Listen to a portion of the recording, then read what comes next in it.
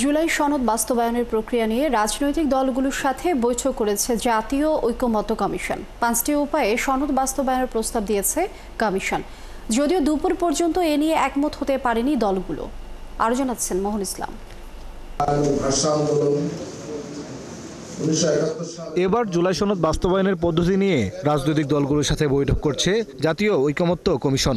এতে 30টি দল অংশ নেয়। আমরা আপনাদের সহযোগিতা চাচ্ছি, এই কারণে যে আমরা কমিশনের পক্ষ থেকে কোনো সিদ্ধান্ত গ্রহণ করতে চাচ্ছি না। আমরা চাচ্ছি আপনাদের সাথে আলোচনা, বিশেষ উপদেষ্টার আলোচনার মধ্য দিয়ে এই সুপারিশের জায়গাটা তৈরি করতে। কমিশন 5 প্রক্রিয়ায় জুলাই সনদ বাস্তবায়নের প্রস্তাব দিয়েছে। এর মধ্যে অধ্যাদেশ জারি, বিশেষ সাংবিধানিক আদেশ, আপিল বিভাগের মতামত নেওয়া, গণভোট ও পরবর্তী নির্বাচিত সরকার সংসদে বাস্তবায়ন করতে পারে। তবে দলগুলো এ নিয়ে কোনো একটি উপায় ঠিক করতে পারেনি এখনো। সংবিধান পরিবর্তন সংশোধনের কোনো প্রশ্ন এটা রাষ্ট্রপতির কোনো অধ্যাদেশের মধ্য দিয়ে এটা কোনোভাবে এটা হওয়া উচিত না, এবং এটার একটা বললাম এটা খুবই খারাপ একটা উদাহরণ তৈরি করবে ভবিষ্যতের জন্য। ভবিষ্যতে যে কোনো পরিবর্তনে তখন দেখা যাবে যে জনপ্রতিনিধিত্ব পার্লামেন্ট ছাড়াই রাষ্ট্রপতি তিনি তার ক্ষমতা বলে তখন তিনি সংবিধান পরিবর্তনে তখন তিনি সিদ্ধান্ত গ্রহণ করছেন। সাংবিধানিক বিষয় এইগুলি সংবিধান সংশোধনযোগ্য, কিন্তু সংবিধান সংশোধন করার জন্য সংবিধানেই তার ধারা আলোচনা রয়েছে।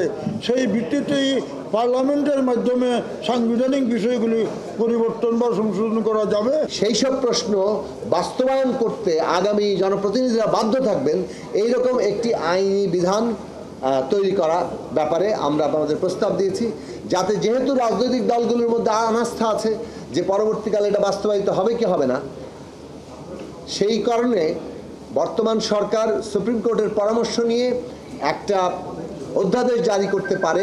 আর গণভোট করার পক্ষেও কেউ যে গণভোটের যদি আয়োজন করা হয় তাহলে জনগণের যে আকাঙ্ক্ষাটা এটা প্রতিফলিত হবে।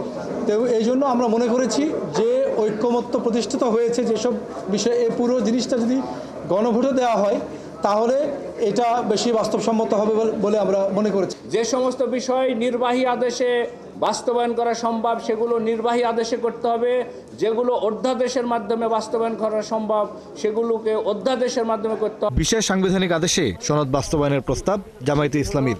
বিশেষ সাংবিধানিক আদেশ জারি করে আগামীতে সংবিধানের উপরে বিশেষ সাংবিধানিক আদেশকে প্রাধান্য দিয়ে সেটা 5 আগস্ট থেকে কার্যকর দেখানো, তবেই সেটা সংবিধানের যে সমস্ত ভ্যাকুয়াম এখন দেখা যাচ্ছে এই ভ্যাকুয়ামগুলি ফুলফিল করে সম্মুখ পানে অগ্রসর হওয়া সম্ভব। এটাই উত্তম হবে গণভোট করার যে টাইম এবং অ্যারেঞ্জমেন্টের ইস্যু আছে অ্যাভয়েড করার জন্য। যদি এটা না হয় তাহলে জনগণের মতামতের ভিত্তিতে হবে এবং সেই জন্য আমরা গণভোটকে সাপোর্ট করি। সব বিষয়ে দলগুলো একমত না হলে কমিশনের আলোচনা দীর্ঘায়িত হতে পারে। আমরা অল্টারনেটিভ করছি। Thank you. মোহন ইসলাম, 71, ঢাকা।